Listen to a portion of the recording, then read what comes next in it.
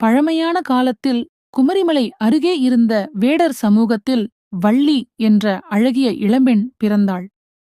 அவள் மனதில் சிறு வயதிலிருந்தே ஒரு தெய்வத்தின் மீது அளவற்ற பக்தி இருந்தது. அது யாரென்றால் அருள்மிகு முருகன்.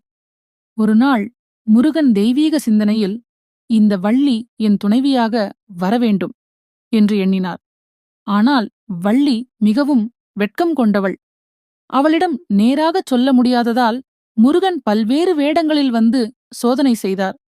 முதலில் அவர் ஒரு வேட்டுவனின் வேடத்தில் வந்தார்.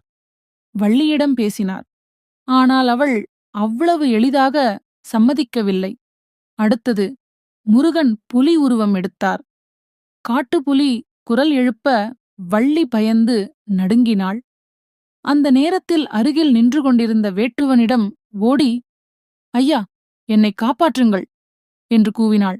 ஆனால் அதுவும் முருகனே. அப்போதுதான் குமரன் தனது தெய்வீக உருவத்தை காட்டினார்.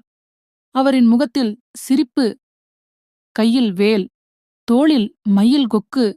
வள்ளி, நான்தான் முருகன், உன்னை உலகமேற்ற துணைவியாகக் கொள்ள வந்திருக்கிறேன் என்றார். வள்ளி அதைக் கேட்டு மனம் உருகினாள். தெய்வத்தின் அருளை உணர்ந்தாள். அன்புடன் சம்மதித்து முருகனுடன் இணைய இன்றுவரை அவர் திருவள்ளியம்மை என்று வணங்கப்படுகிறாள். மெதுவான தாளம், பக்திப்பாட்டு ஒலி உயர்கிறது. நார்ரேட்டர் முடிவு. இந்தக் கதை நமக்குச் சொல்லும் செய்தி, அன்பும் பக்தியும் இருந்தால் தெய்வம் நிச்சயமாக அருள் புரியும். சோதனைகள் வந்தாலும் அது நம்மை உயர்த்துவதற்கே.